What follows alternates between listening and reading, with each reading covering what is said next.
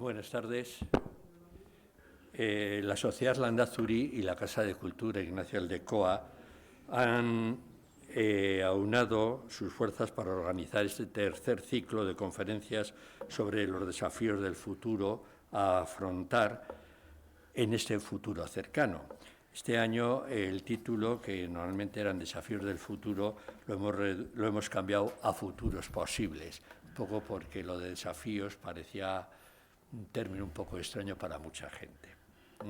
Los encuentros tendrán lugar en Vitoria-Gasteiz, en esta misma sala de la Casa de Cultura Ignacio Aldecoa, y empiezan hoy 15 de octubre y durarán hasta mediados del mes de febrero. Son en total 6 conferencias en los cuales se van a hablar de todos los retos que las nuevas tecnologías plantean, en especial la inteligencia artificial, como las cuestiones éticas y los desafíos en determinados ámbitos sociales.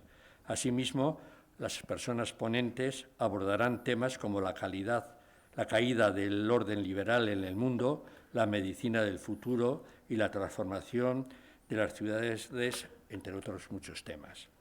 Hoy, para iniciar el ciclo, tenemos a don Roberto Sansalvador del Valle, aquí a mi izquierda, que disertará sobre la ciudad sabia, las personas como factor clave en su transformación. Roberto Sansalvador del Valle es licenciado en Filosofía y Letras por la rama de Historia y doctor en Filosofía y Ciencias de la Educación y máster en Ocio y Potencial Humano por la Universidad de Deusto y Leeds University. Actualmente es catedrático de la Facultad de Ciencias Sociales y Humanas en la Universidad de Deusto, donde imparte docencia en los campus de Bilbao y Donosti San Sebastián.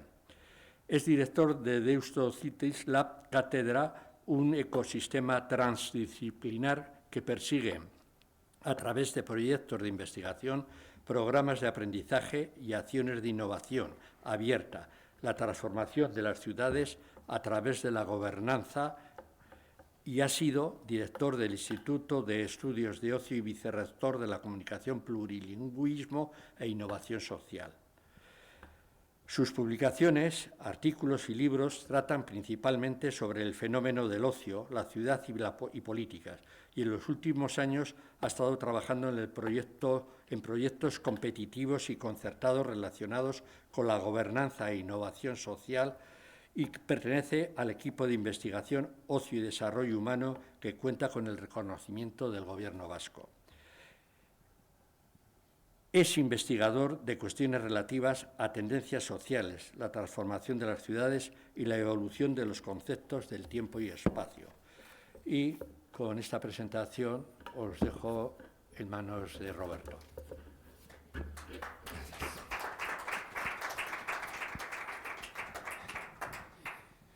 Bueno, arratsaldeon guztioi, buenas tardes a todas y todos.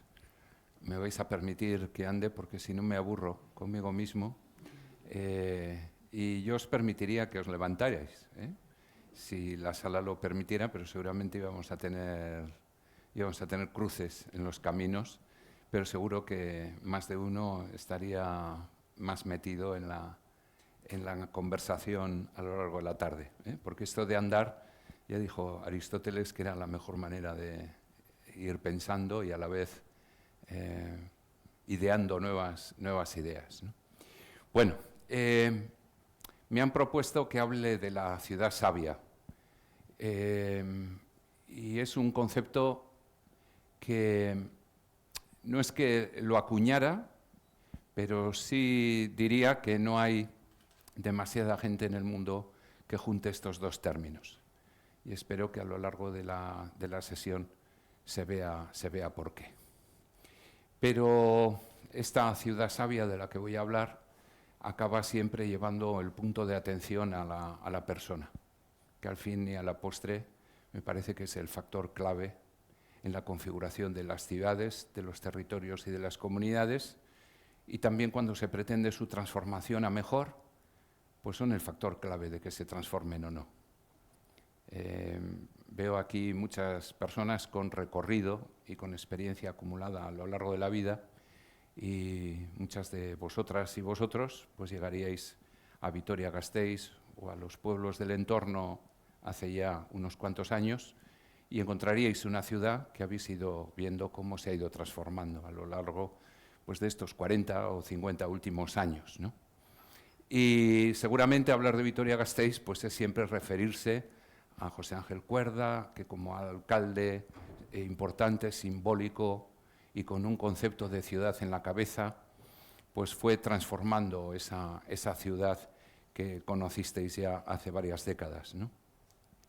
Pero José Ángel Cuerda, como suele ser los alcaldes y las alcaldesas, no son más que la punta de iceberg de una comunidad en la que tiene que haber emprendedores que a primera hora de la mañana vayan a la frutería con la fruta que ya unas horas antes han cogido en el mercado correspondiente, que además pongan todo en su sitio, lo pongan de modo agradable para la gente que luego llegarán a la tienda cuando abra, acertando en las calidades, en los precios, en el modo de tratar a la gente, sabiendo y recordando el nombre de cada uno de los clientes habituales, recordando que a esta persona le suele gustar llevar el tomate RAF, pero el tomate RAF cuando es, no cuando los invernaderos nos hacen comer tomate RAF.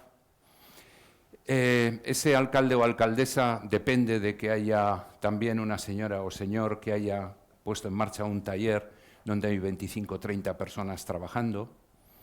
También depende de que haya un grupo de personas que han puesto en marcha una iniciativa social en la que se le dé empleo protegido o no, o empleo real, directo, a un grupo de personas con alguna discapacidad. Es también un alcalde o alcaldesa que depende de los técnicos del área de basuras, o que si los jardineros, por el motivo que sea, pues hacen una huelga y dejan que la hierba crezca, pues por mucho alcalde o alcaldesa que tengamos, el lío está organizado. Dependen también de la persona que esa mañana está en la oficina de atención al público y que tiene un carácter payá y que nos responde atenta o no a los requerimientos que le planteamos y que no todo el mundo entendemos de modo tan fácil como el procedimiento indica. Es decir, al final la ciudad es un conjunto de personas y donde la comunidad está compuesta por personas de gran calidad humana y de gran cualidad, la ciudad resultante tiene calidad y cualidad. Y donde juntamos a saltacunas, que se decía antiguamente, pues la ciudad resultante es una ciudad de asaltacunas. Por lo tanto, toda mi exposición va a ir en la línea de que las personas que salgáis de esta conferencia o de esta conversación o de este diálogo en el que solo hablo yo, o sea, un monólogo, salgáis con la conclusión de que sois factores clave en la transformación de cualquier cosa y no meros espectadores. Y voy a intentar ilustraros razones y motivos que me han llevado a pensar eso. Bien, no os voy a decir nada más de mi persona porque ya han hecho algunos apuntes y además no lo suelo hacer para demostrar cuántas cosas he hecho a lo largo de la vida, sino para deciros que estoy a un telediario de prejubilarme, con lo cual quiere decir que la acumulación de líneas es, como bien sabéis, la acumulación de muchos años. Suelo decirles a los jóvenes que no tengan mucha inquietud, que conforme vayan sumando años llenarán líneas de funciones, cargos o responsabilidades, que no se apresuren. No vaya a ser que para la mitad del recorrido ya estén reventados y no quieran poner ni una línea más. Y además estoy en la línea más interesante ahora de la vida, que es en la que tengo que conseguir convencerme a mí mismo de lo que he estado diciendo durante todos estos años, que el ser se mantiene aunque el estar cambie. Y todo eso que aparece en las líneas de esta diapositiva son meros estar. Lo importante es el ser. Roberto, San Salvador del Valle, primer apellido, Doistúa, segundo apellido, una historia apasionante en torno a esos apellidos y a todas las personas que me han precedido y que han hecho posible que yo esté aquí. Por lo tanto, el ser y el estar estará al día siguiente de mi jubilación. Por lo tanto, no me preocupa nada el estar, no me preocupa que esas líneas se acaben. Lo que me preocupa es poder seguir siendo. poder seguir siendo. Bien, pero digo esto porque es muy importante decir también que lo que voy a decir es el fruto de un trabajo de 10 años, de un equipo de 10 personas, la mitad de ellas nacidas en Euskadi, la otra mitad nacidas fuera, pero todos ellos ciudadanas y ciudadanos vascos, mitad hombres, mitad mujeres, de 10 disciplinas distintas, de todas las franjas de edad que existen entre, Arratsaldeon, buenas tardes, entre los 30 y los 50, 60 años, por lo tanto un recorrido de un equipo a lo largo de 10 años en el que hemos podido trabajar desde miradas muy distintas a la realidad de las ciudades, de los territorios y de las comunidades en las que vivimos. Y en la que, por supuesto, tenemos que estar también agradecidos el que nunca nos ha faltado apoyo de instituciones públicas, apoyo de entidades privadas, el apoyo de organismos internacionales, es decir, la posibilidad de contar con recursos para que las ideas se convirtieran en proyectos y estos proyectos en realidades. Bien, ¿a qué nos hemos dedicado durante todo este tiempo? Pues básicamente a la primera línea, a concientizar, activar e implicar a las personas, que es posiblemente el mayor de los problemas que como sociedad tenemos en la actualidad. La media de edad de la sala ya indica que tenemos problemas. Problemas porque las personas adultas no tienen tiempo, están conciliando en diversos planos, cuidando a mayores, cuidando a pequeños, cuidando a iguales, trabajando, etcétera, etcétera. Y los jóvenes están haciendo méritos para poder trabajar algún día, emanciparse algún día, tener una vivienda algún día. Y los niños y niñas pues están o debían de estar en este rato jugando un rato y no cumpliendo con un montón de agendas también complicadas que se les van incorporando. De tal manera que tenemos un problema para que las personas que habitan en nuestras comunidades sean conscientes plenamente de la sociedad en la que viven y esa consciencia les lleve a activarse y a implicarse. Por lo tanto, si los que no están en la sala están ahora manifestándose en favor del pueblo de Gaza, bienvenido sea, porque ya están en la tercera fase de la frase. Pero los que habéis optado por haber estado en concentraciones o en otros momentos y ahora pensáis que es un tiempo de reflexión y de serenidad, pues también bienvenido sea. Bien, en ese escenario estamos haciendo multitud de proyectos que van en la línea de generar pensamiento, en la línea de facilitar aprendizajes, de compartir experiencias y sobre todo de transformar realidades. Porque esta cátedra de Deusto Cities es una cátedra en la que fundamentalmente lo que hemos hecho a lo largo de 10 años son laboratorios. Laboratorios en los que hemos pisado calle, hemos hablado con muchísima gente, hemos trabajado con mucha gente y hemos intentado que las personas enriquezcan su mirada, tomen sus decisiones y decidan hacer cosas. Y lo hemos hecho fundamentalmente en Euskadi, lo hemos hecho en Vitoria-Gasteiz varias veces. Ahora mismo estamos con un proyecto apasionante sobre el presente y el futuro de los centros cívicos de Vitoria-Gasteiz y este mes de junio hicimos una encuesta a 800 personas de este municipio y hemos entrevistado a 20 personas y ahora en noviembre vamos a tener un foro tanto con ciudadanos anónimos como con personas que pertenecen a empresas, entidades sociales e instituciones públicas para hablar de todos los retos que los centros cívicos tienen en este momento. Pero hemos estado en el pasado hablando de los retos de las ciudades más jóvenes, hemos estado también aquí hablando de cómo generar ecosistemas de innovación, todas estas cuestiones multiplicadas por muchos lugares de Euskadi y también por el resto del Estado, en Galicia, en Andalucía, en Castilla, hemos estado en Latinoamérica, hemos estado en Europa, hemos trabajado en redes europeas, etcétera. Pero siempre intentando llevar el conocimiento y el aprendizaje de la mano de la acción y de la incidencia. Y lo que os voy a compartir a continuación es algunas cuestiones que me preocupan y que me ocupan, porque todo lo que me preocupa, el pre lo pongo entre paréntesis y siempre me obliga a ocuparme. Porque preocuparse para no hacer nada no merece la pena. Cuando uno se preocupa, tiene que ser para hacer algo, para decidir algo. Preocuparse por preocuparse no merece la pena. Si os preocupa el cambio climático y seguís utilizando el coche particular de gasolina de la misma manera, mejor que no os preocupéis.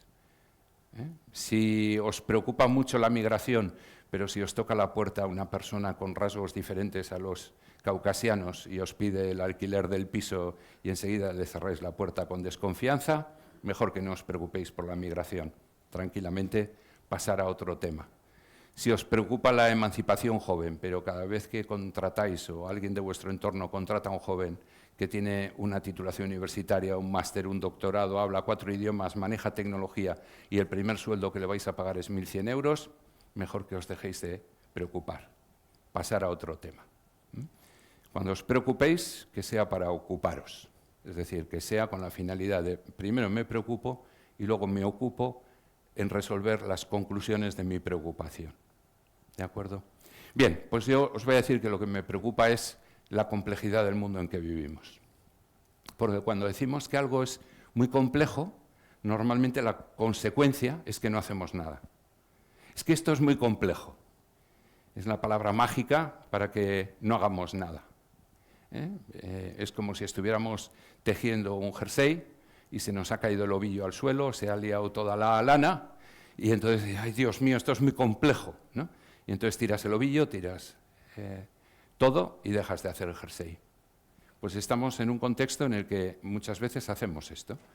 Claro, si ponemos el teleberri o el telediario o las noticias del canal de televisión que prefiráis, pues acabáis la media horita, 3/4 de hora de informativo, pues con una sensación de tener la cabeza como un bombo y no sabiendo si salir hacia la cocina o directamente a la terraza para lanzaros desde ahí al vacío, ¿no?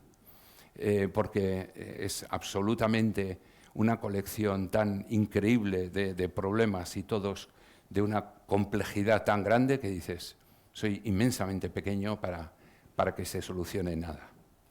Por eso, en esos casos, lo mejor es buscar alguna puerta de salida. ¿Qué ocurre? Que en los últimos 2 siglos hemos confiado toda la solución de los problemas a la ciencia y al desarrollo de la ciencia y su implementación a través de la tecnología.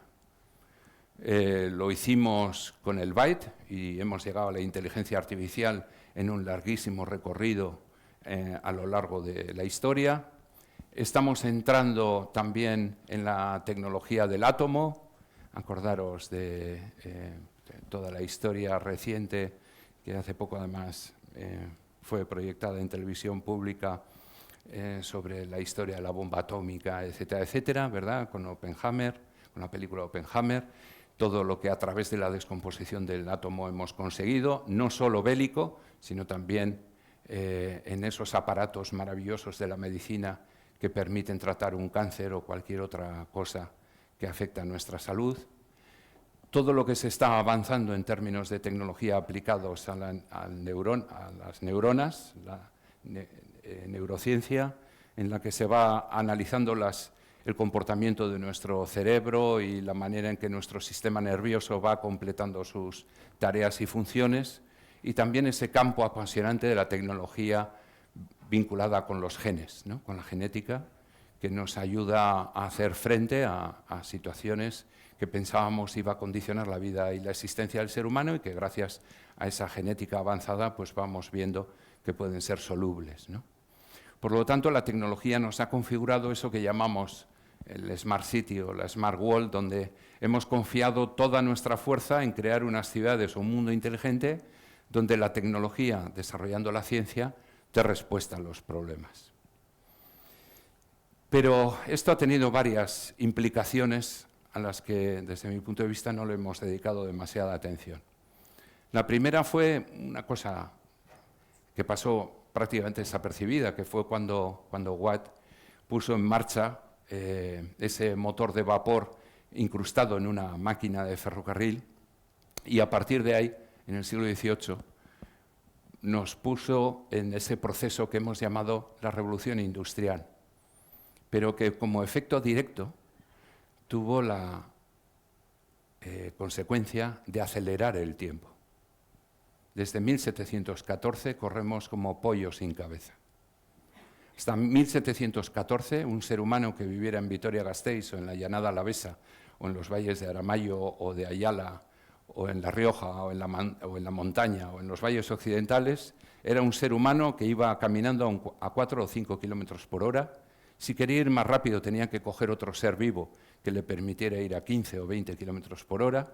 Y si era muy habilidoso, podía utilizar mediante una tela el viento como fuerza para desplazarse o como fuerza para generar pequeñas fuerzas de energía para producir pan o para moler cualquier otra semilla. Pero seguía siendo un ser humano, seguía teniendo conciencia de que el mundo estaba a 4 o 5 kilómetros por hora. Y cuando se convocaban a juntas generales en cualquiera de los territorios vascos, poníamos los fuegos encendidos en los montes bocineros o de llamada para que la gente se tomara su tiempo y supiera que tenía que ir bajo árbol malato o bajo el lugar correspondiente o en la entrada de las iglesias, por eso anteiglesias, para juntarse allí y poder hablar de los temas que ocupara a la comunidad. Y todo eso llevaba su tiempo.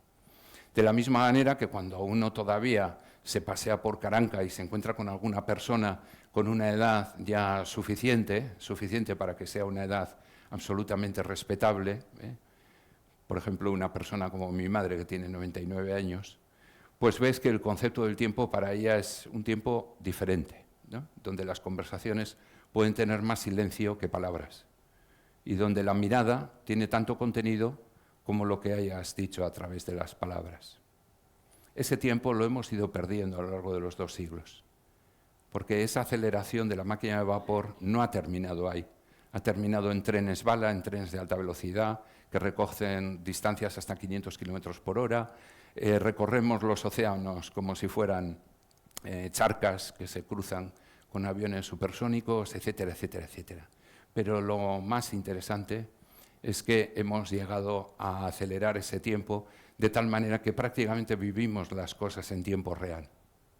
Vivimos en tiempo real, si en Gaza se cumplen los acuerdos, si hay gente que ha muerto porque ha ido a recoger comida, si hay gente que ha muerto porque ha sufrido tortura o bombardeo, lo vivimos en tiempo real y además, curiosamente, siempre coincidiendo con horas de comer o de cenar. Con lo cual nos lleva siempre a que en el cerebro tengamos que dividir los lóbulos para, por un lado, seguir comiendo o cenando, como que lo que estamos viendo no nos afectara, no fuera parte de nuestra humanidad. Bien, pero no solo hemos hecho esto, sino que además de introducir el tiempo inmediato, hemos generado la globalización. Y esto fue provocado un siglo después porque el amigo Graham Bell, ¿verdad?, pues se le ocurrió mandar la voz a distancia. Cogió un teléfonos, y mandó el sonido, la voz a distancia. Y nos metió en otro lío. Porque desde esa fecha, desde 1876 hasta la actualidad, no hemos parado de mandar a distancia no solo la voz, no solo el sonido, sino también la vista.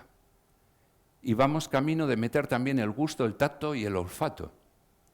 Y diréis, imposible, yo no puedo meter una tortilla de patatas a través de Internet.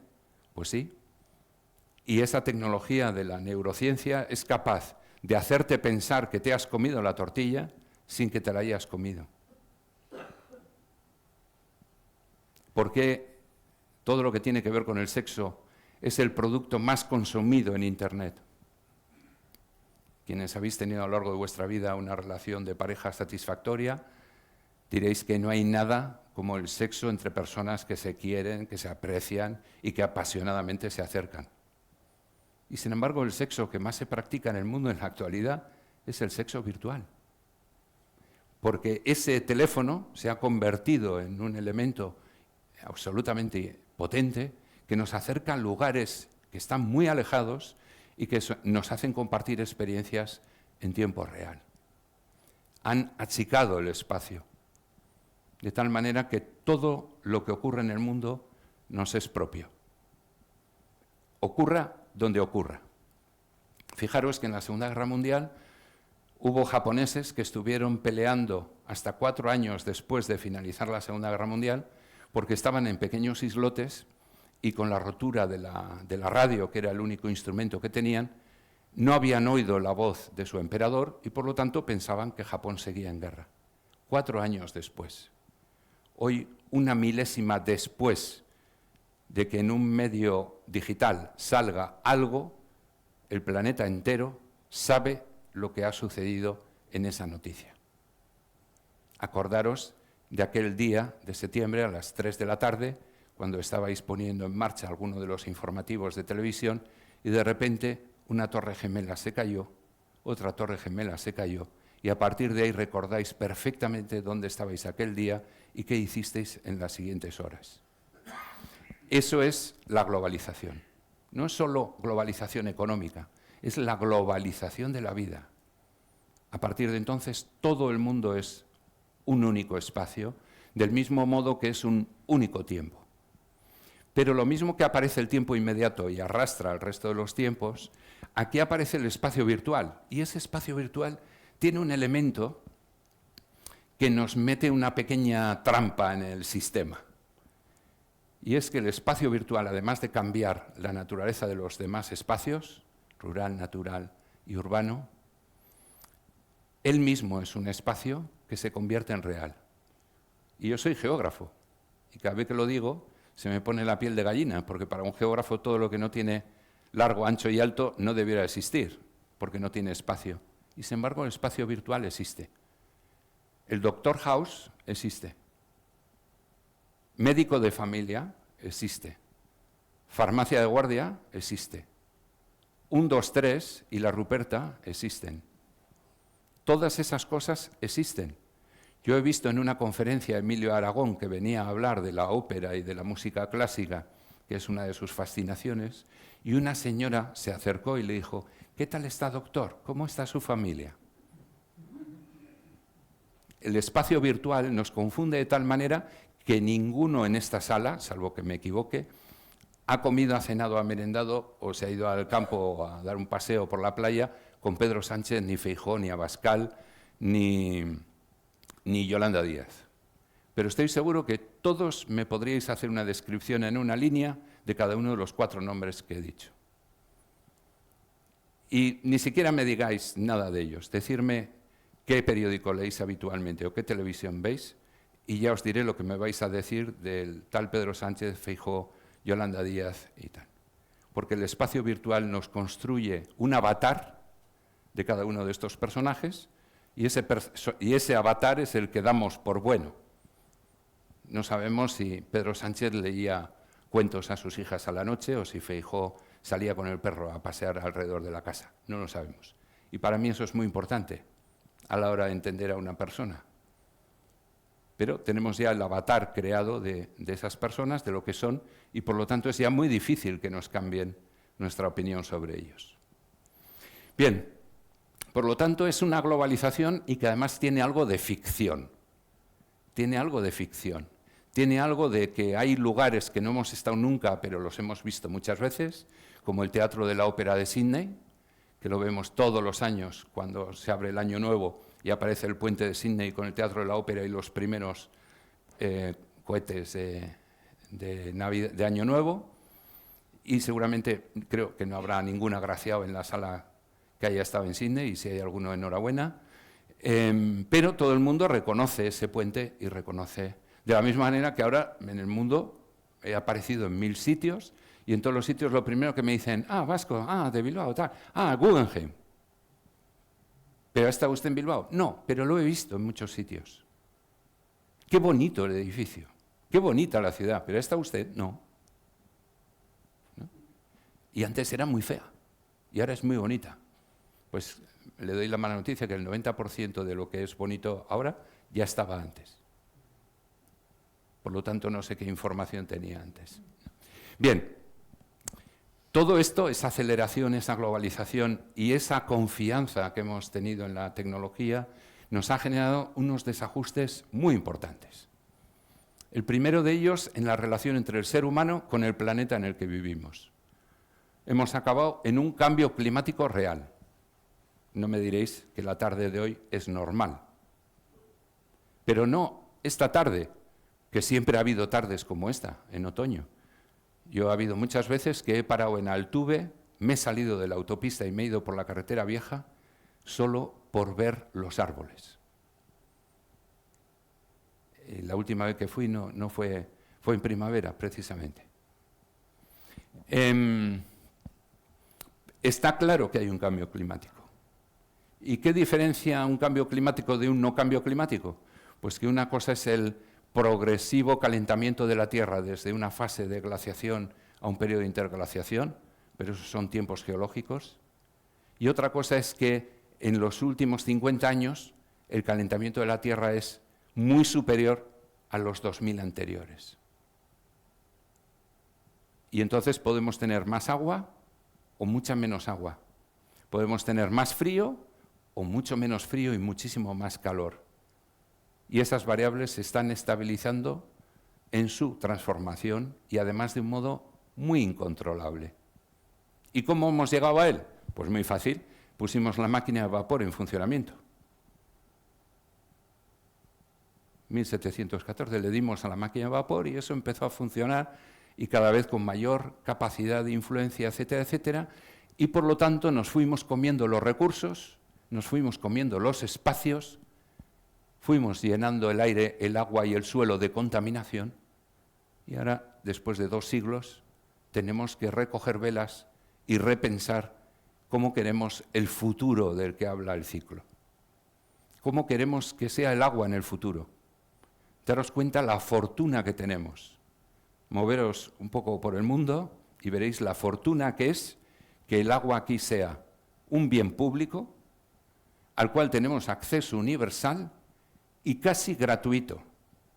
Porque aunque tengáis un recibo del agua que os cueste pagar, es ridículo para el coste que el agua potable tiene para el resto de la gente que habita el planeta. Por lo tanto, ahí tenemos un problema. Tenemos también un problema con el modelo económico que hemos generado.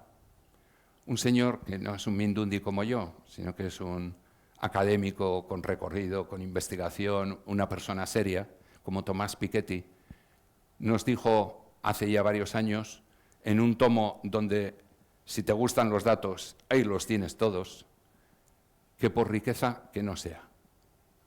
El planeta en el que vivimos no tiene problemas de riqueza. Hay riqueza para dar una vida digna a los 7.000 y pico millones de personas que habitamos el planeta. Solo hay un pequeño detalle. Esa riqueza está mal distribuida y por lo tanto tenemos un problema de prosperidad. Hay alguien que tiene más metros cuadrados de los que necesita para vivir. Hay alguien que tiene más ropa de la que necesita para vivir. Hay alguien que compra más comida de la que finalmente consume.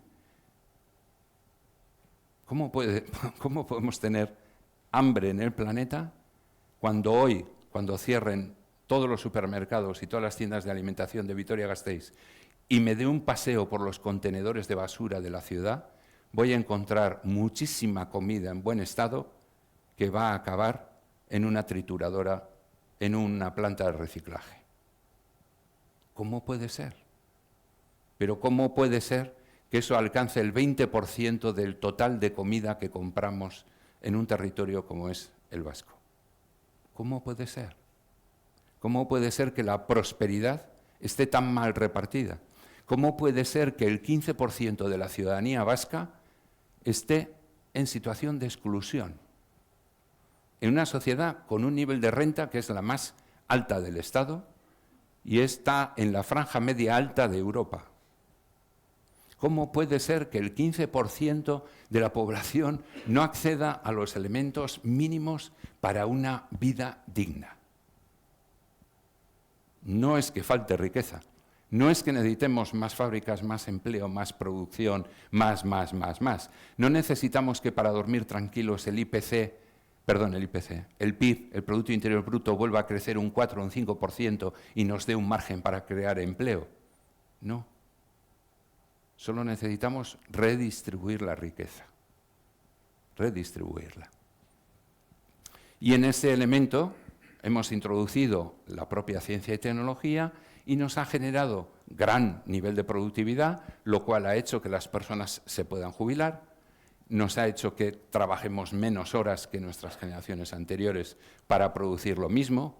Fijaros, en Altos Hornos de Vizcaya trabajaban 10.000 personas, ahora no llegan a 300 las que trabajan y producen la misma materia en volumen, en quintales, que la que producía Altos Hornos en su conjunto. La diferencia es tecnología. Pero darle la vuelta. La vuelta es que entonces la gente no va a tener un puesto de trabajo. Y eso que hace 30 años era todavía un aviso, hoy ya es una realidad. Pero hace 30 años, hace 20, hace 15, las personas pensábamos que quienes se iban a quedar sin trabajo eran los que menos valor añadido podían dar a lo que hacían. Es decir, los que tenían menos nivel de formación, menos capacidad, etcétera. Y entonces pensábamos, bueno, pues quien está de cajero o está en una gasolinera y solo hace así con la manguera, pues como el sistema será automático, lo quitarán. Y el que está en el cajero, como todo es con la tarjeta, etcétera, se dé pago y desaparecerán todos. O la limpieza, que antes eran 25 barrenderos, pues ahora con una máquina se limpiará lo mismo y a lo más una persona o con conducción autónoma. Ya, pensábamos que era solo por abajo, entonces todo el mundo confiaba en, venga, hija, hijo, ponte a estudiar, ponte a formarte, que hay que subir 2 peldaños. ¿Quiénes han sido el colectivo que ha hecho la huelga más larga en Estados Unidos en los últimos años contra el desarrollo de la tecnología? Los guionistas de Hollywood. Personas con una capacidad, si habéis visto alguna vez una serie de Sonda Rhimes, por ejemplo, son absolutamente guiones impresionantes.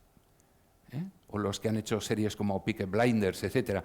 Personas que dices, ¿cómo pueden tener eso en la cabeza? ¿Cómo pueden ver esa puesta en escena? ¿Cómo pueden crear de la nada esos relatos, esos diálogos, esas escenas que me hacen estremecerme, llorar, sufrir o alegrarme?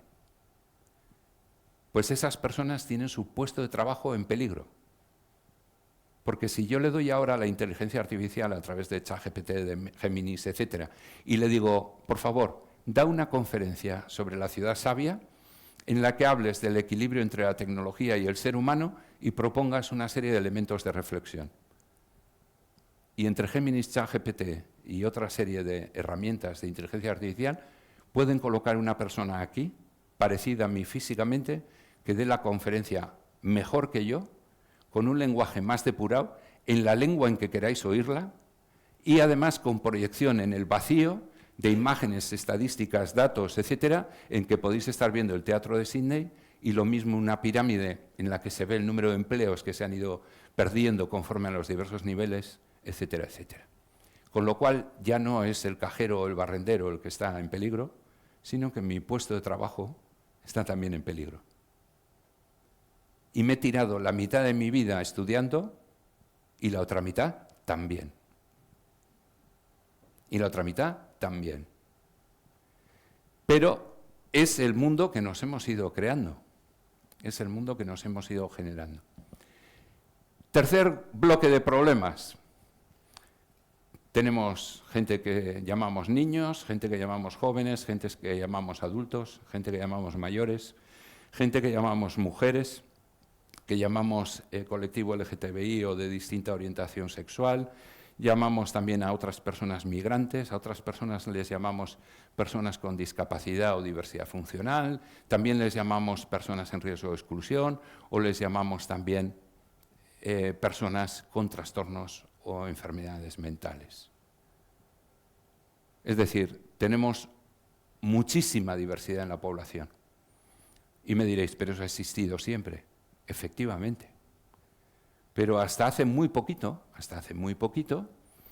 la mayoría de los colectivos que he señalado no podían decir ni que existían. Aquí hay un montón de personas que en el año 75, por el hecho de ser mujeres, teníais que pedir a quien estaba al lado vuestro que os abriera una cuenta bancaria. Y durante años necesitabais firmas para cosas. Y el Pater Familias y el libro de familia era pues, un documento que marcaba mucho el territorio. Y por supuesto, si erais homosexuales o lesbianas, os teníais que esconder bajo unos comportamientos y unos hábitos sociales súper extraños. Por tanto, eso ha existido siempre. Siempre hemos sido diversos. Pero ahora tenemos la diversidad encima de la mesa. ¿Y qué ocurre?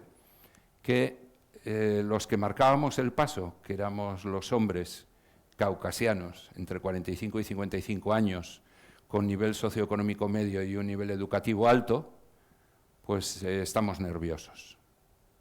Porque todas esas inmensas minorías, algunas inmensas minorías del 51%, como son las mujeres, reclaman su espacio. Y además dicen que hay desigualdades. Y tienen razón. Porque todas esas minorías que he citado, de las cuales ya formáis parte en muchos casos, son minorías que no han podido disfrutar de los mismos derechos que en principio tienen otras personas por el hecho de ser seres humanos.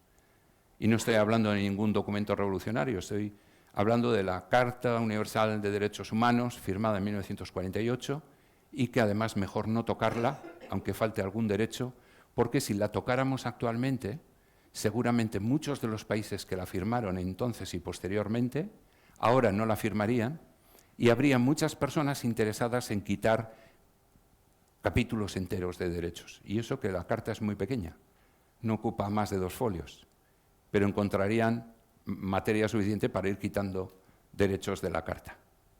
Por lo tanto, la carta mejor no tocarla. Y la Constitución, yo el título 1 tampoco lo tocaría por si acaso. No vaya a ser que en una reforma vayamos a por 5 derechos más y nos quiten 10. Prudencia. Y por último, si somos diversos, también lo somos en términos de identidad personal. Cada una de las personas que están aquí, que estáis aquí, tiene un recorrido individual diferente, por lo tanto, tiene una identidad distinta. Compartiréis muchas cosas, compartiréis una calle, un barrio, un municipio, un periodo de vuestra vida, un hobby, una ocupación, una creencia religiosa, un agnosticismo, un ateísmo militante, una ideología de izquierda o de centro o de derecha, un nacionalismo español o uno vasco, lo que sea, compartiréis lo que sea, pero la identidad de cada uno no es exactamente igual que la de al lado. Por lo tanto, estamos en un mundo de identidades múltiples. Y además podemos ser de muchos sitios a la vez y podemos sentirnos de manera diferente según las horas del día y los momentos del año. Por lo tanto, el escenario de diversidad en el que nos movemos, lejos de provocarnos xenofobia, debiera de provocarnos filoxenia. Pero empezamos mal. Hace 5 años descubrí que en el diccionario de la Real Academia Española la palabra filoxenia no existe. Y dije, joder, tenemos un problema. Porque yo siempre he pensado que para que una palabra exista, tiene que existir, para que una cosa exista, debe existir la palabra, ¿no? Euskeraz diogu izena duena izana da, lo que tiene nombre existe.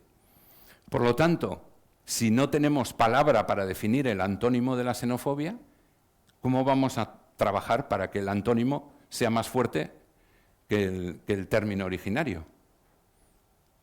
¿Y qué es la xenofobia? No es racismo. La xenofobia es mucho más peligroso que el racismo. Porque la xenofobia, ahora que hemos quitado el latín y el griego de las escuelas, y por lo tanto tenemos pollos sin cabeza también por la calle, porque no saben lo que dicen, no conocen el origen de las palabras, es como si ahora al físico le quitáramos las matemáticas, es decir, quitáramos las matemáticas y le dijéramos, haz operaciones. Pues a la gente de humanidades y de ciencias sociales le decimos, habla, pero si no sabe las palabras lo que significan. Bueno, pues xenofobia es xenos, distinto, phobos, fobias, es miedo, miedo al distinto. ¿Y por qué digo que es más peligroso que el racismo? Porque, hombre, el racismo es ya tan manifiestamente violento que es más difícil que llegue al racismo, es más difícil que sea racista. porque para ser racista me tengo que ganar el título de persona violenta contra el distinto. Pero la xenofobia es una cosa más light. Yo soy xenófobo y no me entero.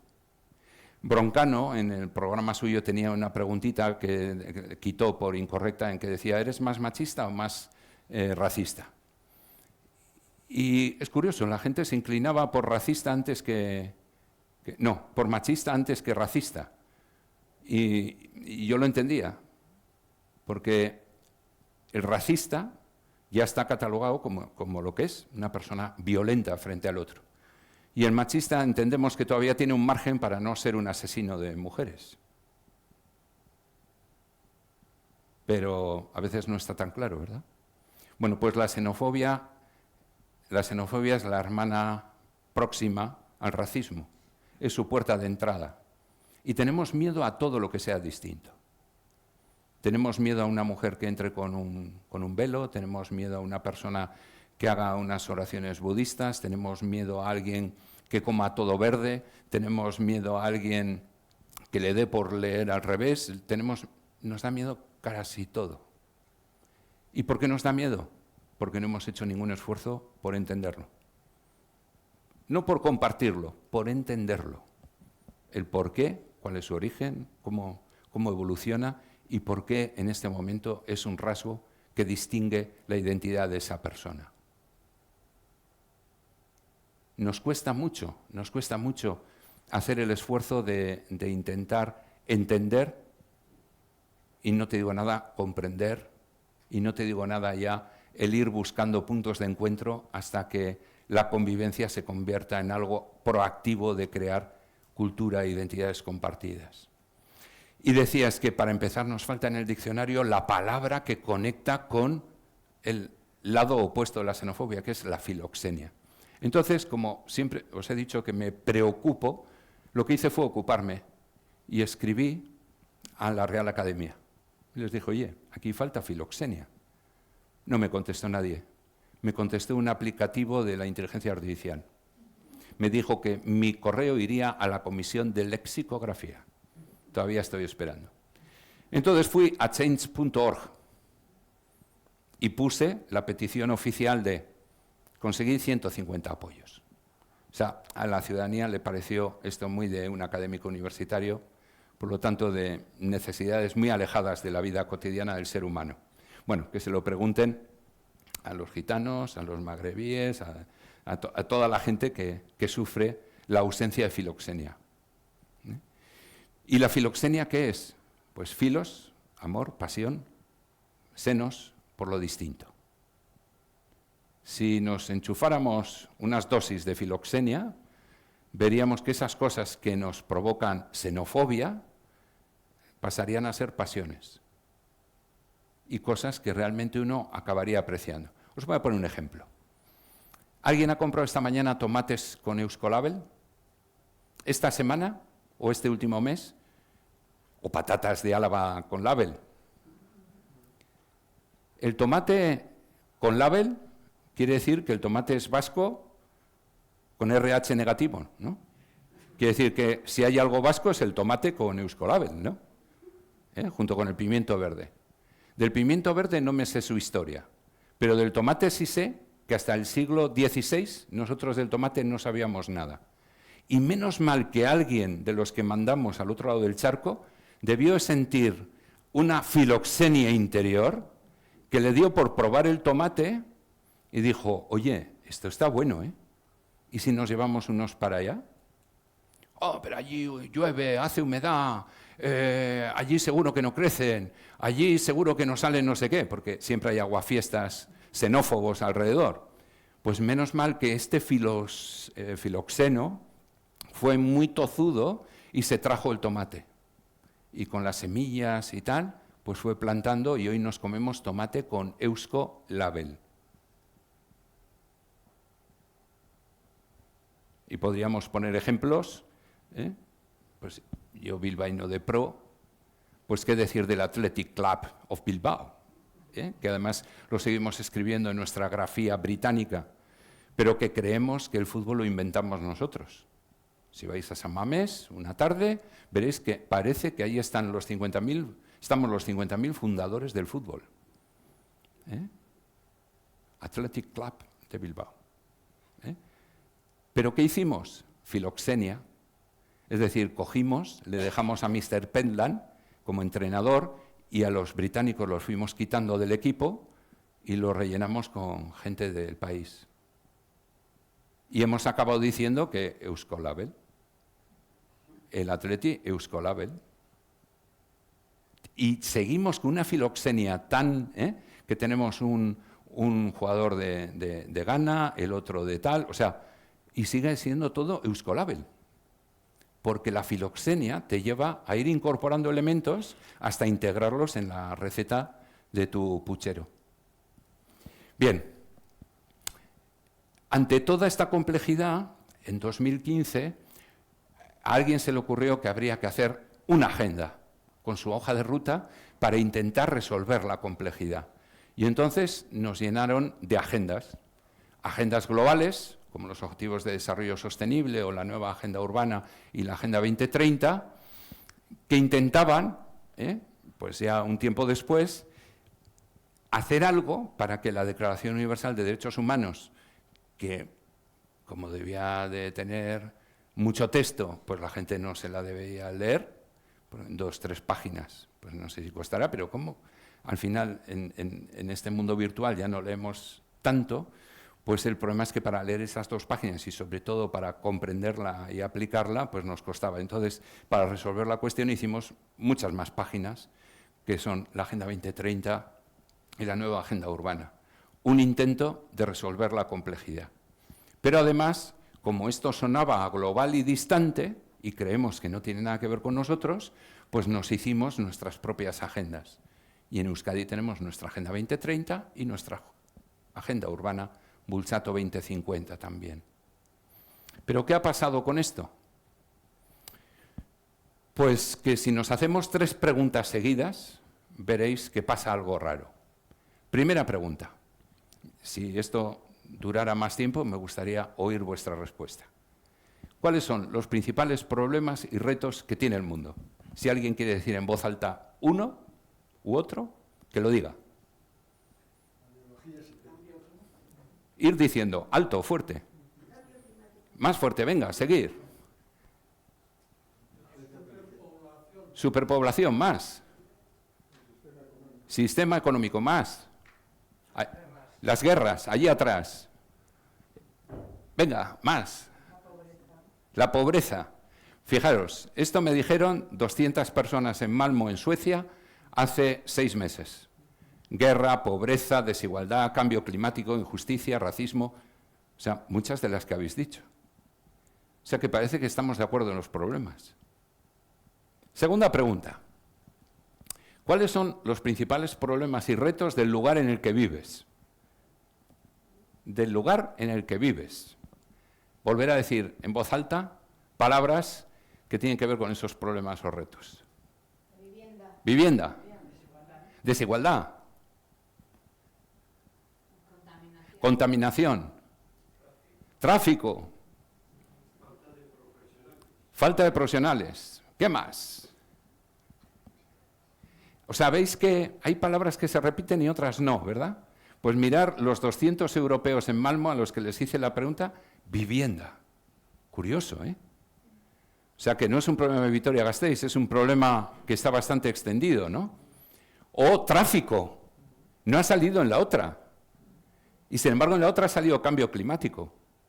¿Y qué es el cambio climático más? Entre otras cosas, tráfico. Pero cuando hablamos del mundo no hablamos de tráfico, hablamos de cambio climático. Y cuando luego bajamos a nuestra ciudad decimos tráfico. Y cuando estamos hablando del mundo, pues nadie dice vivienda. ¿Y por qué luego al venir a mi pueblo digo vivienda? Pero ahora vamos a complicarlo más. ¿Y cuáles son tus principales problemas? Los tuyos, los de cada uno de los que estáis aquí. Ay, está más corte. Venga, a decir uno. La salud. ¡Salud! ¿Qué más? Fijaros lo que me dijeron los europeos hace 6 meses. ¡Salud! ¡Tiempo! Falta de tiempo. Nadie va a Naciones Unidas y dice, oiga, que tengo problema de tiempo. que no me da tiempo a atender a los mayores, a mis nietos, a mi pareja, a los vecinos, a los amigos. Me falta tiempo. A ver si me solucionáis el tiempo. Y curiosamente, cuando hablamos de las personas, ocurre. ¿Qué está pasando entonces? Que tenemos las agendas, llevan ya 10 años funcionando y no nos hemos dado cuenta de que esas agendas tienen un problema muy serio. Yo estuve en Quito cuando se redactó la agenda urbana. Estuve allí trapicheando. Y yo les decía, esta agenda sale mal por 2 motivos. Y me decían, ¿cuáles? 1, hablamos de desarrollo medioambiental, de desarrollo económico y de desarrollo social. Nos falta el desarrollo cultural. Y ahí está la madre del cordero. ¿Qué ha ocurrido? Que años después han tenido que meter el objetivo 18 para hablar de cultura. ¡Hala, todo apretado ahí en uno! Y el segundo, en esta reunión hay gente de instituciones, hay gente de empresas, hay gente de entidades sociales, pero nos falta otro grupo. Nadie me hizo caso. 10 años después nos hemos dado cuenta que ese grupo está con su agenda, está aquí, con su agenda, que a lo más comparte un poquito nuestra agenda, la de nuestra ciudad, nuestro pueblo, nuestro pequeño país, y la agenda de todas y todos va por otro lado. ¿Por qué la vivienda no aparece en este? ¿Y por qué el tiempo, que está aquí, no aparece aquí o aquí? ¿Y por qué la salud nos preocupa mucho en esta agenda? En esta está un poquito y en esta está menos. ¿Qué está pasando? Pues que en realidad no hemos hecho el trabajo de meter a las personas, a la ciudadanía anónima, en las otras agendas y hacer que se sientan corresponsables de esas agendas. Oímos hablar de las agendas como si fuera otra cosa diferente a mi agenda. Y está todo conectado, porque acordaros que con la aceleración y la globalización todos formamos parte del mismo tiempo y del mismo espacio. Que Trump esté haciendo bromas con Pedro Sánchez no nos viene nada bien, porque si alguien tiene un taller que esté vinculado con la industria automóvil o con la aceituna o con el aceite de oliva, que se vaya preparando, porque la broma de Trump a Pedro Sánchez, de que le va a subir los aranceles, puede suponer que 2 chavalitos que tengo ahora empleados en el taller se van a tener que ir a la calle. Y si tuviéramos 20 minutos, os hago la cadena de 6 eslabones que os conecta a los 2 chavalitos con Trump. Por lo tanto, las agendas de todos son mi agenda. Y mi agenda tengo que reivindicar que esté en la agenda de todos. Bien, y para ello entonces os propongo otra manera de buscar soluciones. Y esa solución no está en el mundo inteligente o en la ciudad inteligente, está en la ciudad sabia. ¿Y cuál es la ciudad sabia? La ciudad sabia es mi madre.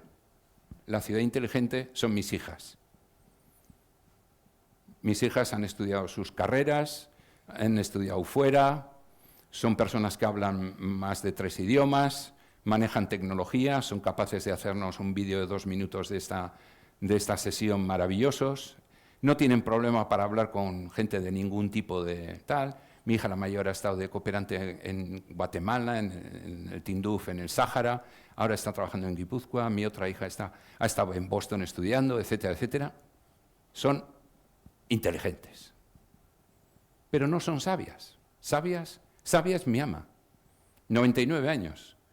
Nació en tiempos de Alfonso XIII, vivió la dictadura de Primo de Rivera, la Segunda República, la dictadura de Franco, el arranque de la democracia, ha vivido a todos los lendakaris, a todos los diputados y diputadas generales, todos los alcaldes de su pueblo de Galdacao, es decir, y ha vivido mucho. Se le han muerto hijos, se le han muerto el marido, se han muerto sus padres, se han muerto la inmensa mayoría de sus amigos, y sin embargo ayer a la noche volví a decirme por teléfono, ama, ¿qué tal estás? Bien. ¿Qué tal has pasado el día? Bien. Y lleva un mes que no puede salir de casa porque se hizo una avería en los pies y ella que bajaba y subía 3 pisos todos los días no lo puede hacer porque no tiene ascensor, porque tenemos unos vecinos muy agradables. Bien, esta mujer es sabia ¿Y qué le añade a mis hijas? Experiencia. Y experiencia procesada. Experiencia que le llega a decirme que, ¿qué tal estás, Ama? Bien. ¿Qué tal has pasado el día? Bien, lo he pasado bien. Pero ¿cómo me puede decir una mujer que se ha ido quedando sola en el mundo? Que todas las personas que le parecían importantes se le han ido muriendo, que cada vez está más limitada, que se está quedando sorda y no puede ver la televisión que le gustaba mucho y entender bien, que le gustaba leer pero ya le cuesta entender un libro y relee y no se queda con lo que está. Y sin embargo se ha quedado con la conclusión final de su vida de que soy feliz y he pasado un buen día. Chapó, chapó, sabiduría neta, al kilo. Pues eso es lo que tenemos que ser, sabios. La tecnología está bien, es inteligencia, tiene detrás la ciencia. Por lo tanto, la tecnología nos va a ser muy útil para sanar, para acercar a la gente. ¿Hay problemas de idioma? Ponme un traductor aquí en el oído y te voy a escuchar en mi idioma mientras tú estás hablando en suajili. Y te voy a hacer la vida más agradable a ti que hablas suajili y a mí que hablo castellano y euskera. Tenemos un problema de transporte. Bueno, pues no, olvídate de tu coche, coge este medio de comunicación que nos va a llevar en un tiempo sensato. Es que en mi pueblo no hay escuela, no te preocupes, vamos a hacer una escuela virtual que conecta a la gente sin que los chavales salgan de su pueblo y además con 3D para que parezca una experiencia real, etcétera, etcétera. La tecnología va a ser muy útil, pero tiene que ser gobernada por la sabiduría. Y la sabiduría se basa en aprender de las experiencias. ¿Por qué los chavales menores de 30 años en las últimas encuestas que hacemos nos dicen que no les importaría tener una dictadura, que tal vez sería mejor que la democracia como solución? Pues porque no han cantado el cara al sol en ninguna. 10 minutos en un patio cantando el cara al sol te quita ya las ganas de volver a una. O juntarnos como estamos aquí y ya ser apresados porque estamos delinquiendo al ser más de 2 personas reunidas en un lugar de modo ilegal, sin haber pedido permiso a tu padre y a tu madre. Por lo tanto, la falta de experiencia nos está haciendo que la inteligencia no nos lleve por el mejor de los caminos. Y el enemigo no es la inteligencia, es la necesidad de sabiduría. Por lo tanto, necesitamos equilibrar el edredón. Este fue un libro que escribí hace 2 años como fruto del resultado del trabajo de los 10 años de la cátedra y en el que cogí la metáfora, la analogía del edredón que contaba tan maravillosamente Julio Verne en El viaje al centro de la Tierra, cuando contaba cómo se creó el edredón, con los eidres, que son unos patos que viven en Escandinavia, y cómo los cazadores iban cogiendo las plumas con las que iban haciendo los nidos en los acantilados de los fiordos, y cómo con eso descubrieron que esas plumas, que eran absolutamente aislantes y de magnífica calidad, podían crear los edredones, y cómo eso generó esa herramienta que ahora, con muchos nombres, nórdico, tal, utilizamos en las camas para 2 objetivos fundamentales. Uno, no pasar frío, y otro, tener confort. Y a partir de ahí, lo que me di cuenta es que el edredón es una funda, que el edredón tiene un relleno, que tiene 4 puntas y que lo más importante es conseguir que si estás debajo del edredón con otro ser humano, a la mañana siguiente tu parte del edredón te siga tapando. Cosa que no es fácil. Yo, por lo menos con mi señora, tengo alto riesgo de que el edredón acabe siempre en su lado. Y es menudita, pero tiene habilidades de gobernanza que nos vendrían muy bien en algunos departamentos como salud, educación, estos que son un poquito más complicados. Lo maneja muy bien, será el conocimiento, la base jurídica que tiene y sobre todo que tiene más conchas que un... En fin, por lo tanto, ¿qué me interesa el edredón? El manejo del edredón. ¿No os parece que estoy hablando del mundo? ¿No os parece que tal vez estamos hablando del mundo? que estamos hablando de un espacio que tiene 4 puntas: el medio ambiente, la economía, la organización social, la cultura, y que al fin y al cabo la política y la gobernanza del edredón es lo que hace que nos lleve a tapar a todos y a todas o no. Os decía que en Euskadi el 15% no está tapado por el edredón. En el mundo, 2.000 millones de personas hoy no tienen acceso a agua potable. Y en Sudán, a las mujeres que van a por agua en sus garrafas con los niños camino del Nilo, si son animistas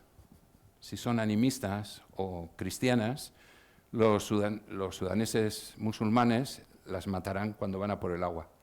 Y si son animistas musulmanas, cuando van a por el agua, los cristianos las matarán. Y van a por algo imprescindible, como los gazatíes iban a por comida y los israelíes los mataban, ¿no? Pues en ese manejo del edredón, ¿no? 2.000 millones de personas en el planeta no tienen acceso diario a agua potable. Pero es que 1.000 millones no tienen acceso a la alimentación suficiente para tener una evolución positiva en términos de proteínas, hidratos, etcétera, etcétera. Es decir, tenemos un edredón mal gestionado. Vale, pues vamos a arreglarlo. Primera propuesta: cambiaros la mirada.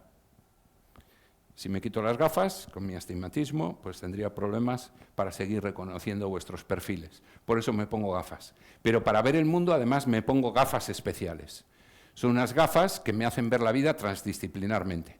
Como historiador, le doy mucha importancia al tiempo. Como geógrafo, al espacio. Pero he tenido que aprender economía, tecnología, ciencias naturales, biología, arquitectura, etcétera, etcétera, para intentar entender mejor. Y como no podía hacerlo todo, porque Leonardo da Vinci no hubiera podido ser Leonardo da Vinci en el siglo XXI, pues lo mejor es hacerse equipo. Y si te haces un equipo transdisciplinar, entonces empiezas a ver cómo las soluciones empiezan a salir de esquinas muy distintas. Hay que tener una mirada transtecnológica, no antitecnológica. No somos luditas, no tenemos que quemar las máquinas.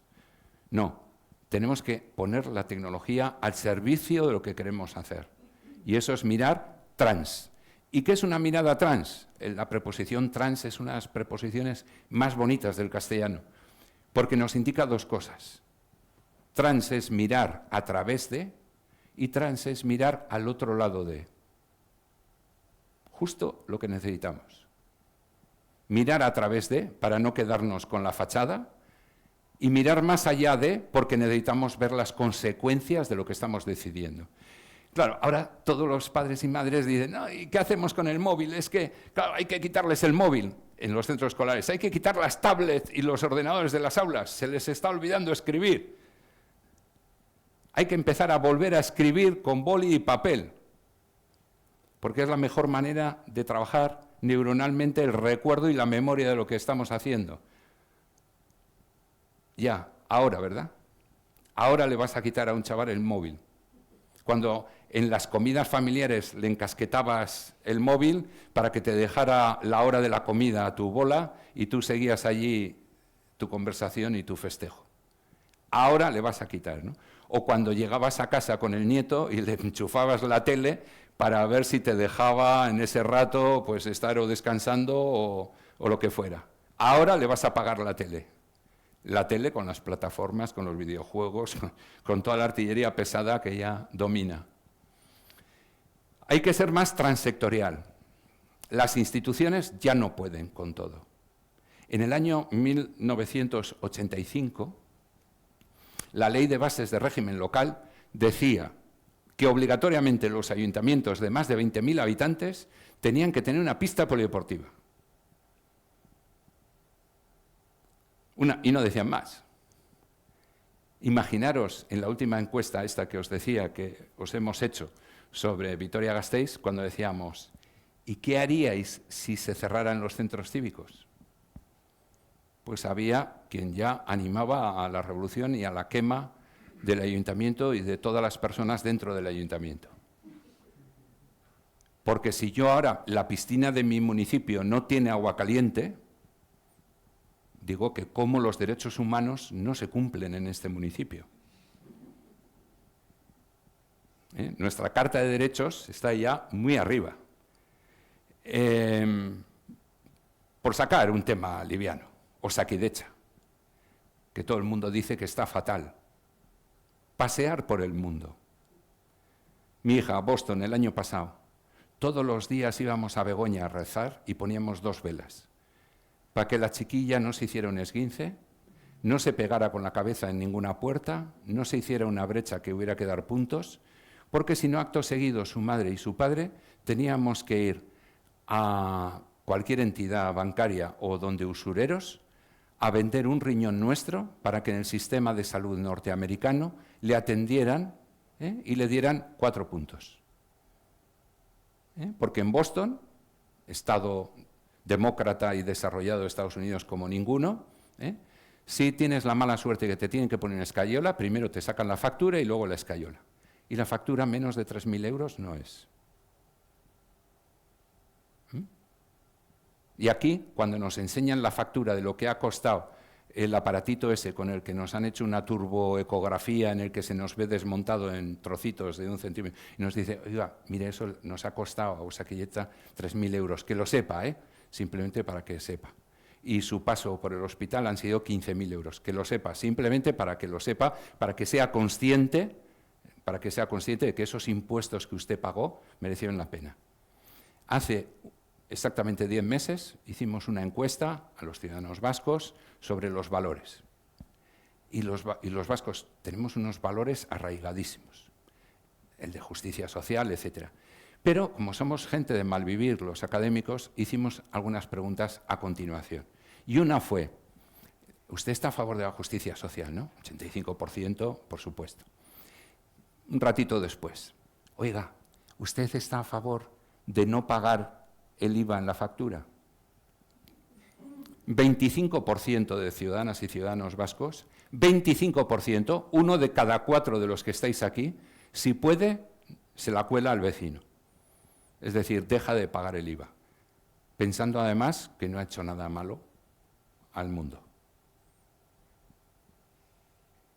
Bien, podríamos seguir. Por ejemplo, una mirada transversal. Ya los problemas no son concretos, los problemas son complejos. Y como complejos, la migración no es un problema social, no es un problema económico, no es un problema cultural, no es un problema medioambiental. Es un reto total, es un reto medioambiental, económico, social y cultural. Pero la movilidad sostenible es medioambiental, pero es económica, es social y es cultural. La vivienda es un problema económico, medioambiental, social y cultural. Todos los problemas tienen que tener una mirada transversal. Bueno, podríamos seguir con el resto de las trans. Bien, ¿y qué pueden hacer las instituciones, las empresas o el tercer sector para dar respuesta a todos estos desajustes rotos y descosidos que voy enunciando a lo largo de la tarde? ¿Qué pueden hacer? ¿Qué se os ocurre? Pues dialogar. Dialogar. Muy buena idea. Muy buena idea, porque decía que el sector público ya no puede, pero el sector empresarial tampoco, ni el sector asociativo o el tercer sector, ni la academia tampoco puede. Ninguno por separado podemos dar respuesta a los retos que tenemos. Se nos ha ido tanto la mano que hemos generado un jariguay de desajustes y de bolas de lana enganchada la una con la otra, que vamos a necesitar la implicación de todas y todos. Por lo tanto, tenemos que empezar siendo un poquito más humildes todos y reconocer que somos incapaces de resolver los problemas y que para acercarnos a la solución vamos a necesitar lo mejor de cada casa. Por lo tanto, necesitaríamos muchos más diálogos, acuerdos y consensos que disensos. Pero, así todo, nos falta lo principal. No hemos llegado todavía a lo principal. Y lo principal son las personas. No hay ninguna organización, ninguna estructura que vaya a transformar la realidad solo porque cambiemos el rótulo de la puerta.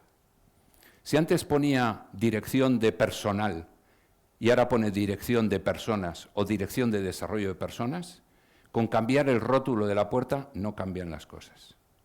Porque el departamento se llame de innovación pedagógica, el sistema educativo puede ser igual de malo. El rótulo no cambia las cosas. Lo que cambia realmente las cosas son las personas. Y lo que cambia realmente las cosas es una persona que se haya transformado a sí misma, que esté dispuesta a mirar de otra manera.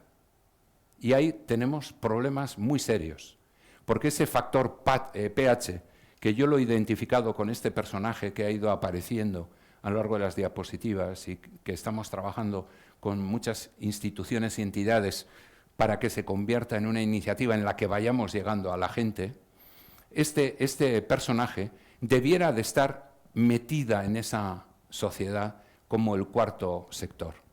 La academia le podemos dejar sitio a la ciudadanía anónima, porque la academia ya somos institución pública, por ejemplo en el caso de la UPV-HU, un profesor de la UPV-HU es un funcionario de una administración pública, un académico de Mondragón Universitatea es miembro de una cooperativa, por lo tanto es de una empresa con filosofía cooperativa, economía social, y un profesor, un académico de la Universidad de Deusto pertenece a una universidad de la Iglesia Católica, de los jesuitas, y por lo tanto entra como una entidad social y tiene la mentalidad de una entidad social.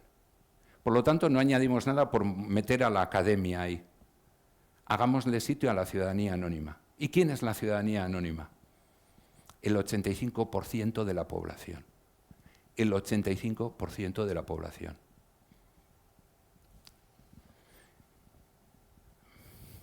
Vamos a ver ese 85% qué puede hacer.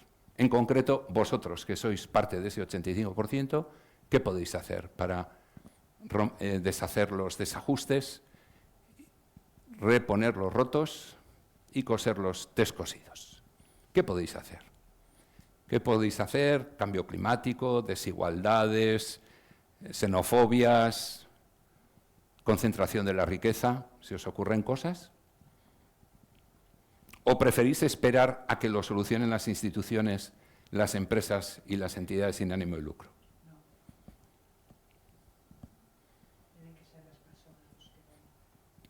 No, estos también, pero el 85% de la población es mucha población, ¿eh? Es mucha población. Bueno, pues vamos a ver qué podríais hacer. Pues mirad, como ciudadanas o ciudadanos anónimos, podéis hacer, ya que estamos con el pH, podéis hacer patchwork. ¿Y el patchwork qué es? Coger retales y coserlos. Tal vez no sea el resultante el mejor edredón, pero puesto sobre las personas va a tapar. Si fuera una empresa, hombre, con la maquinaria y tal, haría unos edredones como Dios manda. Pero seguramente empezaría a consumir recursos y tendría un precio final que no podría alcanzar todo el mundo. Si lo hacen las instituciones, necesitaría fondos públicos, por lo tanto, impuestos previamente, que a veces la gente no está dispuesta a dar. Y por lo tanto, al final, cuando las instituciones se ponen a hacer los edredones, pues no consiguen hacer suficiente número de edredones para tapar todas las necesidades. Y las entidades sociales, pues tienen una ventaja, y es que han conseguido convencer a algunos ciudadanos anónimos para que se impliquen en las cosas que van a hacer, pero les faltan los recursos que tienen las instituciones y las empresas, con lo cual acaban haciendo también unos pocos edredones que cubren también parte de la necesidad. Por lo tanto, si estos tres se pusieran de acuerdo, ya harían bastante volumen de edredones para tapar las necesidades. Pero así todo necesitamos al 85%. Primer modo de empezar a hacer patchwork y de coser. Sois individuos. Y como individuos, como individuas, lo primero que necesitáis es salud. porque necesitáis vivir. Pues fijaros, ¿queréis ser solidarios? Hacer el favor de cuidar más lo que coméis. Andar más. Darle menos al trinking y tomaros las cosas con un poco más de filosofía, que le tenéis al músculo principal llamado corazón bastante castigado. Esto es egoísmo, no, es una solidaridad de la pera. Os voy a decir por qué. Si tenéis pareja, le estáis librando de cargarle con una persona mal cuidada. A la comunidad vais a ahorrarle un gasto en salud que lo puede dedicar a otras personas que no han tenido opción, porque hay personas que no tienen opción de salud. Nosotros, algunos de aquí, igual una mayoría, tenemos opción de salud. Yo, si pesara menos, mi salud iría mucho mejor. Pero hay que tener un compromiso con la salud, hay que tener un compromiso con la alimentación, hay que tener un compromiso con el alojamiento, con el propio, y pensar si el alojamiento que tiene sentido. Igual cuando mi familia era numerosa, los 90-100 metros cuadrados que ocupo estaban muy bien, pero ahora que vivo solo, igual los 90-100 metros es absolutamente una obscenidad en la sociedad en la que vivimos. Porque puede ser que un nieto mío no tenga ni siquiera casa, ni piso, ni posibilidades de alquilarlo ni comprarlo. Como individuo. Como individuo, también nos vamos a encontrar con el problema que os decía antes, que si yo pongo una casa que he heredado de mis padres en alquiler, me obliguen a pensar una cosita. Y es, hay un problema de vivienda, ¿verdad? Sí. En el cual crees que hay que hacer algo, ¿verdad? Sí. Y además en el cual están implicados nietos, sobrinos, hijos, amigos, etcétera. Sí. Y quieres una solución para ellos, sí. ¿A qué precio vas a alquilar ese piso que has recibido de tus padres? ¿A precio de mercado? ¿Por encima del precio de mercado? A ver si rasco bien. ¿O por debajo del precio de mercado? Respuesta que oigo siempre. Sí, encima de eso voy a ser yo el gilipollas. No, el gilipollas es lo que hacemos. Porque si colocamos todos precio de mercado por encima, ¿cómo vamos a conseguir que el precio de mercado baje? Y si todo lo confiamos a que lo resuelvan los otros tres, ya os digo que los edredones que hacen los otros tres no llegan. Porque un 85 juega cartas con otra baraja. Pero podríamos seguir poniendo ejemplos. No es el colectivo apropiado, pero a las mañanas les digo a mis estudiantes, ¿alguno de vosotros está trabajando, verdad? Los fines de semana. Os he visto en Zara. Sí, estoy trabajando porque la carrera es cara y mi familia no puede. Y... Bueno, pues me dirijo al resto. Que sepáis que vosotros tenéis la culpa de que este señor no va a poder pagarse la carrera. Me dicen, ¿por qué? ¿Quiénes han apretado Amazon esta semana? ¿El botoncito de Amazon? ¿Quién le ha dado al termo, al tiki, al truqui para comprar algo online? Pues que sepáis que este individuo, si ya no es necesario hoy, lo será dentro de unos meses. Por lo tanto, la posibilidad de tener unos recursos para formarse, es decir, de gente conocida de vuestro entorno, se estará eliminando. Por lo tanto, como individuos tenemos muchas más. O, por ejemplo, cuando tenemos gripe o un catarrito, que sabemos que es santa paciencia y analgésico en casa, y nos vamos a urgencias del ambulatorio o del hospital. Y decimos que Osakidetza va mal. Claro, si el 30 y pico % tenemos más de 60 años y en proporción utilizamos las urgencias, solo por estadística, el número de personas acercándose a urgencias son un 25% más que hace 5 años. Y las instituciones tienen que hacer un edredón con los recursos que tienen. Y el edredón cada vez es más grande porque tiene que tapar a más gente. Igual, antes de ir a urgencias, podemos ir haciendo una escala de importancia de lo que tenemos.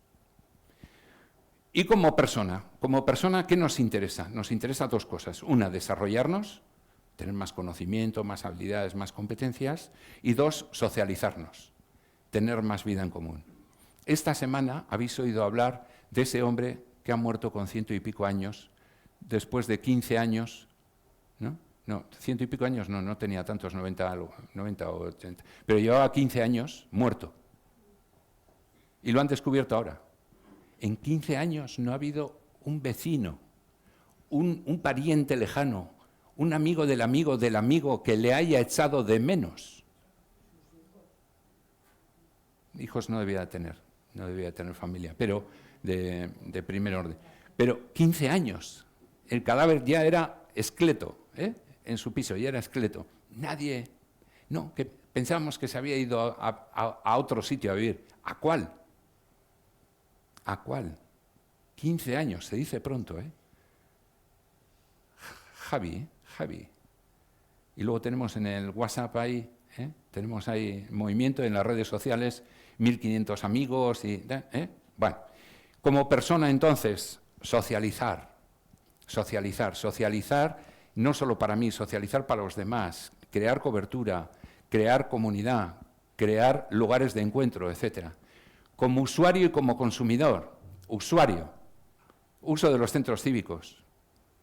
¿Realmente los utilizáis con consciencia de que sois unos privilegiados, de que no hay una ciudad en Europa que tenga un centro cívico por cada 15.000 habitantes con los equipamientos que tiene? ¿Los tratáis con cariño? ¿O reserváis una plaza en un curso y luego no vais? Porque no se os ha puesto en la punta de la nariz. Y además de no ocuparla, impedís que otra persona que se ha quedado en lista de espera lo pueda utilizar. ¿Sois de esos? Pues mirad, ya tenéis trabajo para la semana. Es decir, como usuarios tenemos muchas cosas. Por ejemplo, ¿sois de los que a la noche cuando bajáis la basura, cuando nadie os ve porque ya es muy tarde y hay una distancia un poquito de unos metros entre los contenedores, lo tiráis en el primero? Porque, joder, no me veía ahora con los cristales, con los vidrios, hasta aquel de allí. O, ¿para qué voy a tener 4 bolsas en casa? Los tiro todos a la de orgánicos y, total, si nadie sabe lo que hay dentro. O no le quito las tapas al vidrio. Joder, menuda pereza quitarle las tapas al vidrio. Pues ya has fastidiado todo el contenedor al meterle el metal al vidrio. Ya lo has fastidiado, el reciclaje. Usuario, consumidor. Y como ciudadano, ¿soy consciente de los derechos que tengo? ¿Soy consciente de los derechos que tengo? ¿Los reclamo para mí y para mis iguales? Vale, pero fijaros, todavía podéis hacer más. ¿Queréis que las instituciones funcionen bien? ¿Que las empresas cumplan su función social? ¿Que las entidades sociales también vayan bien? Todavía podéis convertiros en ciudadanos referentes durante un rato. No hace falta que uno esté como ciudadano o ciudadana referente toda su vida. Es más, no nos conviene, porque cuando una persona se queda como ciudadano referente en las instituciones toda su vida, pues al final se confunde y cree que son suyas. Cuando en el tejido empresarial se queda como ciudadano referente todo el tiempo, piensa que es la persona que mejor entiende el mercado y cómo funciona ese sector. Y cuando está en las entidades sociales empieza con muchísima buena voluntad, pero cuando lleva también mucho tiempo siendo el ciudadano referente, pues acaba siendo no tan eficiente, ni tan solidario, ni tan entregado. Por lo tanto, esto de ser ciudadano referente también, tomarlo en dosis de 8 años. ¿Que os gusta la política y las instituciones? 8 años. ¿Que queréis ser empresario, emprendedor y tal? 8 años. ¿Que queréis ser líder de una asociación? 8 años. Y el resto, os digo, también podéis ser referentes sin ser ni el líder, ni el líder, ni el líder. Podéis ser referentes sin estar en la primera fila. Por ejemplo, una manera de ser ciudadano referente sin ser el político líder. Os doy 2 propuestas. Una, alguno de aquí habrá sido funcionario o es funcionario. Pues habéis tenido 300 oportunidades al año para ser un ciudadano referente. Por ejemplo, atendiendo bien, siendo agradable, resolviendo los problemas, facilitando los procesos, tal. Podéis ser también partícipes del mundo institucional y político sin ser líderes. Es que ahora en los partidos políticos solo hay líderes o nada. Antes había una cosa que se llamaba militantes. Gente que estaba en los partidos políticos para favorecer un modelo de sociedad, tal, pero no tenía ninguna ansia de tener un cargo público remunerado. los hemos dejado solos. Culpa nuestra, ¿eh? Entre el 85% de la ciudadanía no hay un 20% que pudiera dedicarse a ser militante de partidos políticos, sindicatos, organizaciones empresariales, etcétera. No para liderar, no para simplemente condicionar que las instituciones cumplan su papel. En el campo empresarial, además del empresario, ¿no? ¿Y el trabajo bien hecho? Es que me pagan poco, es que las condiciones, es que... Ya, pero se puede hacer un trabajo bien hecho, ¿no? Yo puedo hacer un trabajo bien hecho. Incluso en las situaciones en que las condiciones no sean las mejores. Tenemos margen todavía. No vaya a ser que eso que decimos que no son buenas condiciones ya implique que no estamos dispuestos a hacer un buen trabajo. Porque seguro que conocéis también a alguno en vuestro entorno que está en la primera línea diciendo que no son las mejores condiciones, pero su insolidaridad con el resto de los compañeros es elevadísima.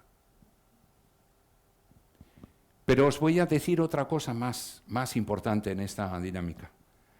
Y ya voy acabando, ¿eh? ¿Tenéis acciones por ahí en el bolsillo? ¿Algún Iberdrola que os dieron cuando tan... Una acción que os quedó de... Esas que llamaban el capitalismo popular, ¿no? Esas que regalaban así y tal, que me aparecían en un bote de Nesquik, ¿no? Y no tengo más que 10 acciones, tal, de no sé qué. ¿No? Esto no, yo no soy capitalista, no soy inversor, ¿no? Tengo ahí... ¿Sabéis, entre los 10 fondos más voluminosos del mundo, qué tipo de fondos de inversión hay? Bueno, os voy a decir uno que os va a encantar. BlackRock, ¿no? BlackRock es el demonio en persona. O sea, BlackRock es los que nos compran los solares, nos compran las empresas, las engordan y luego las matan o las venden, ¿no? O las desguazan, ¿no? Entonces, este es el enemigo fácil. Este es el capitalismo llevado al extremo, el fondo de inversión, que cuando lo citas es peor que el demonio con cuernos. Ese es el que nos permite dormir. Luego vienen los siguientes fondos, que estaban a la derecha y a la izquierda de Trump en la foto. El Fondo Soberano de Arabia Saudí y el de Qatar. Son estados, por tanto son fondos públicos, pero son dictaduras. Y no cumplen, como le está pasando ahora al rey de Marruecos, ¿verdad? Que ya hasta sus jóvenes dicen, mira, que chupes de bote y el fosfato y todo sea tuyo, bien, pero por lo menos danos un mínimo de dignidad, ¿no? Bueno, pues el Fondo de Arabia, el Fondo de Qatar, 2 grandes fondos y tal. Pero ya en el tercer grupo, ya la cosa a mí me preocupa más, porque los otros, yo duermo tranquilo, les meto con los malos y ya está. Aparece el Fondo Soberano Noruego.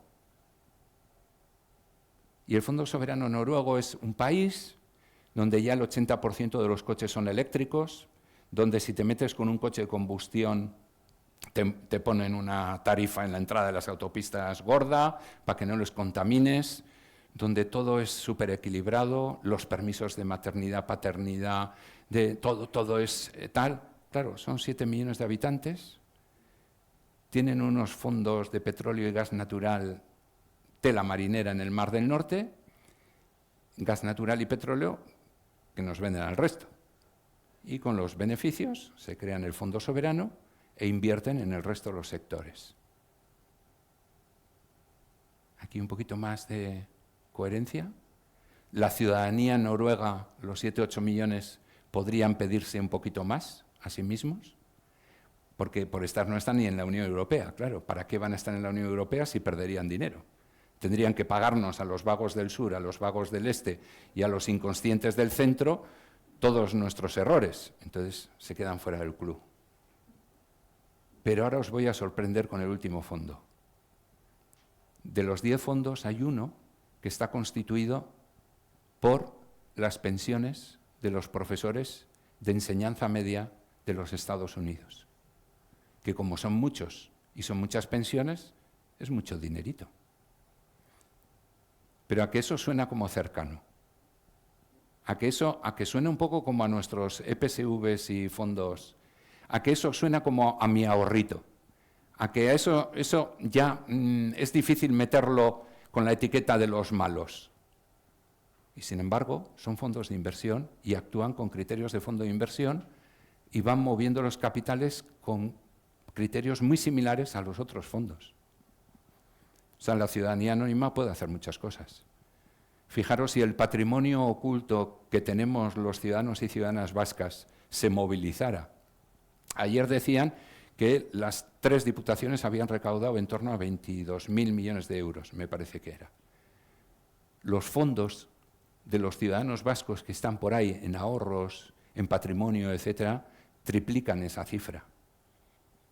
El inmovilizado, las cosas que tenemos por ahí que no están activadas en generación de empleo o riqueza directa, sino simplemente en riqueza para las personas que lo tienen. Igual el 85% de la población podría hacer algo más. Bien, y por último, evidentemente nos queda que como ciudadanos podemos hacernos voluntarios. Y voluntario es coger el extintor y ponerse en la boca de alguno de los incendios que he ido citando a lo largo de la tarde y dedicar parte de nuestro tiempo, de nuestro conocimiento, de nuestra capacidad a apagar esos fuegos. Y no arreglaremos los edredones, pero a veces un buen zurcir el calcetín nos permite alargar el calcetín todo el invierno. Y no hay que esperar a comprar calcetines nuevos. Igual con darle 2 puntadas tenemos calcetín para todo el año. Por lo tanto, os animo a que os quedéis con esta diapositiva y la anterior como agenda propia. Sería la manera de hacer que la Agenda 2030 y la nueva Agenda Urbana y los desajustes que hemos generado en 2 siglos, con ayuda de la tecnología, pudieran acabar en mejor puerto. Y por si acaso, si no os sentís fuertes, si no os encontráis con energía suficiente para encarar de modo individual, o como persona, o como ciudadano, o como activista, o como accionista esas medidas, buscar la compañía. Intentar juntaros con otras personas y adoptar iniciativas. Como las personas que, por motivos muy diferentes, pues han salido hoy en relación a Gaza. Pero yo siempre pienso, bueno, por Gaza bien, pero mañana tendrás que salir por esto, o tendrás que hacer por lo otro, por lo otro, o por lo otro. No vaya a ser que nos pongamos espléndidos, y ahora por Gaza, que es un tema además en el que posiblemente sí estamos generando un estado de opinión mundial que presiona mucho a las instituciones, pero no sé si les llega a Netanyahu y a Trump, que tienen mucho protagonismo en esto, pero hay otras cosas donde con mucho menos, si hiciéramos el mismo ruido, seguro que cambiaba la cosa. Pero solo voy a deciros una cosa. Me preocupa que en la última encuesta que hemos manejado de nuestro centro, en Vitoria-Gasteiz, Vox aumenta sus votos al Ayuntamiento y al Parlamento. Y me diréis, ¿ya está haciendo política? No. No, sigo en mi línea de derechos humanos. Me preocupa que haya un número creciente en Vitoria-Gasteiz que le parezca que esa es la solución a los rotos y descosidos de los que hemos hablado. Desde la derecha liberal conservadora hasta las izquierdas alternativas, tendría que haber un consenso absolutamente indestructible en torno a los derechos humanos y a la resolución de los rotos y descosidos de los que hemos hablado dentro del marco de los derechos humanos. Todo lo que hagamos fuera de ese marco es tremendamente peligroso para el futuro de la humanidad, ya que se hablaba de futuro. Bueno, mila esker, ha sido una sesión larga, me ha alargado muchísimo, no se ha ido nadie, creo que es porque los de aquel lado no tienen escapatoria y a los de este les daba vergüenza salir delante mío, ¿eh?